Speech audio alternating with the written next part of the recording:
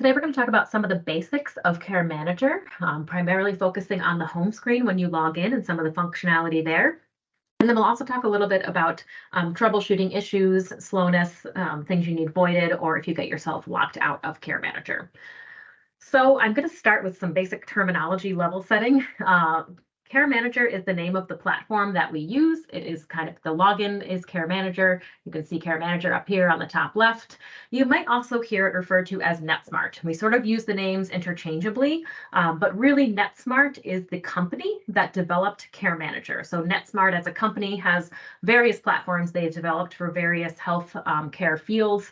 We happen to use NetSmart's program called CareManager. So you'll hear those used interchangeably, but CareManager is really the platform. NetSmart is the company.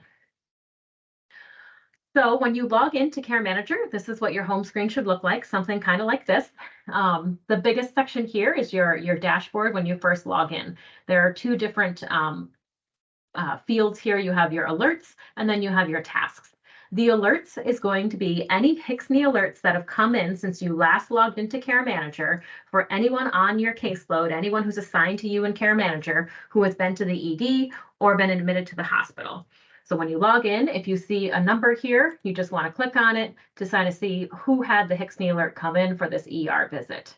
Once you've sort of looked at it and dismissed it, it will not populate again. But this is just, again, on your home screen. If you have any new alerts for anyone you're assigned to, they will show up right there.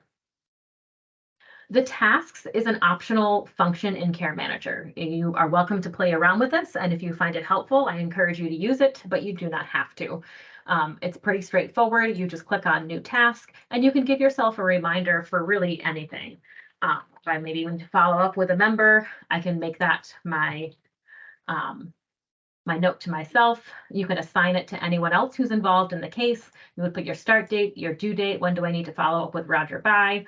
You can write notes on it and then just save and close it. Once you do that, it will show up kind of on your task list here. As you can see, I have several. Some are very old, so maybe I did follow up with Missy back in 2018. To get that off, I'm just going to mark it as completed, and it should fall off. And now I just have my current tasks on here. So again, you're welcome to use this. You do not have to. If you find it valuable, please feel free. The other tab you will have is your appointments. This is just a calendar. It does not connect to Outlook or any other systems that have calendars. It is really just a standalone calendar in CareManager. I don't think most people use this for their appointments. However, if you want to, it is here and it is an option. All right, on the left, it's going to be basically your client list. This is going to be anybody who is assigned to you in CareManager, and they're organized by sort of status here. So it's going to default to your caseload, which is going to be anybody who's enrolled and assigned to you in CareManager. You have your option here for recents. If you have charts you go into frequently, your favorites here, they'll be listed here. Your client search will be anybody who is assigned to you who is not yet enrolled in CareManager, who you are actively working to engage in the program. And the last one is assigned, which you wouldn't have anyone in assigned. They don't come in that status. They'll just come in as client search cases. As I mentioned, it defaults to your caseload. Your caseload may be a long scrolling list, so you can search by your caseload here. That will just search your own caseload to pull up whoever you're looking for to quickly find their chart. So I also noticed that I have my big red 1 right here. This is an indication to me that I have someone newly assigned to me. So when I click on my client search, I'll see any of my members in client search. I only happen to have 1 right now, but I can see who the new one is. He's got the big new next to his name. So this is an indication to me that this is a new assignment and I have not yet been in this member's chart. So once I click on Mr. Wilkins' chart here, I will get into his chart. I can do what I need to do. If I go back home now, I should not see that big red 1 or the new here. So I know I've addressed something with Mr. Wilkins at this point. When you search for clients, so we searched the caseload here a moment ago, you can also search for anybody who's ever been assigned to, enrolled with, or in outreach with your care management agency. So maybe you are covering a case for someone else. You can still access that person's chart. You can do it here in the Search All Clients or up here in the top right next to your name. You can search by Medicaid SIN, you can search by name, or you can search by chart number. So if I know the chart number, I will put that in. And here I'll be able to access that client's chart, even though they're not on my caseload. Similarly, I can add in his last name and pull him up that way as well.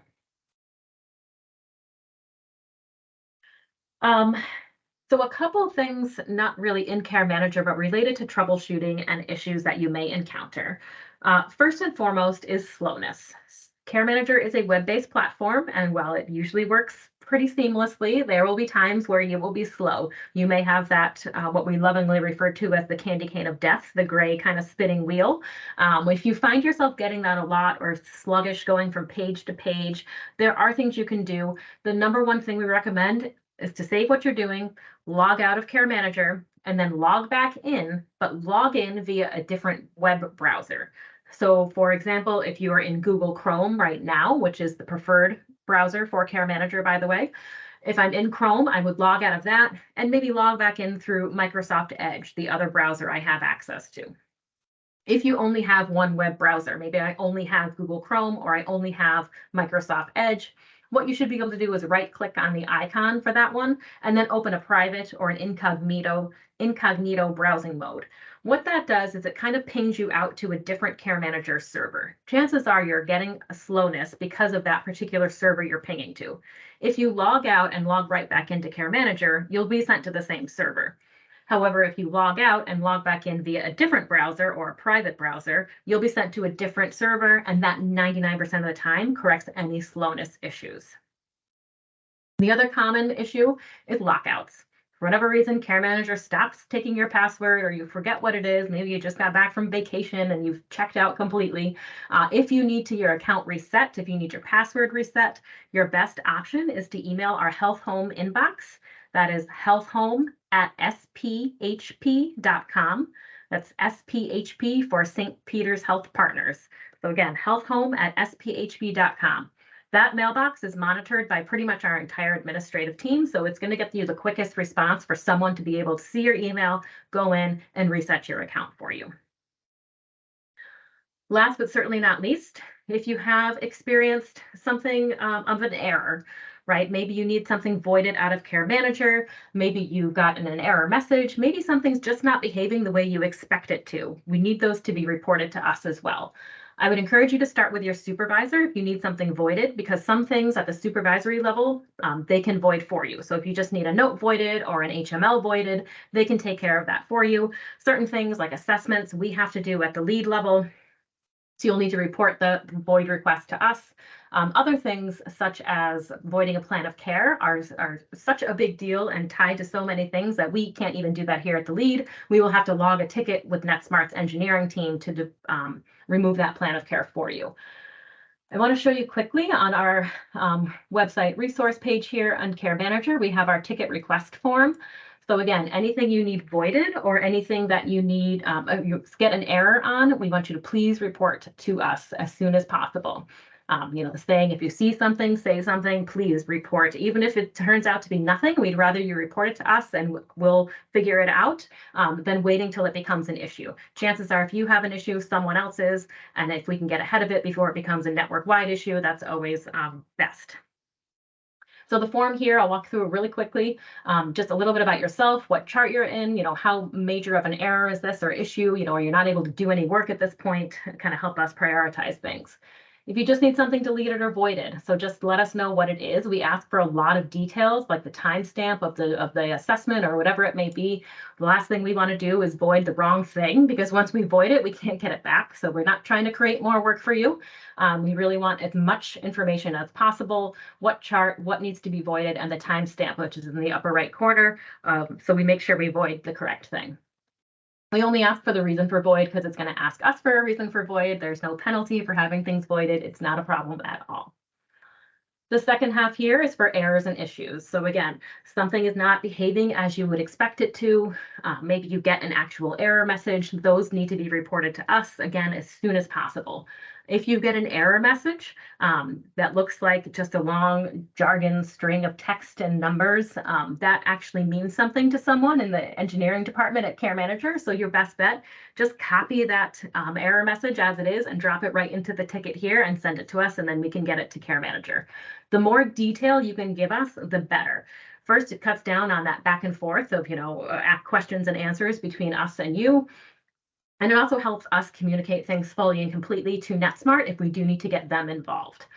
So again, this form is on our website. Please don't hesitate to use it. If you see something, say something. Any issues at all, please don't hesitate to report them to us.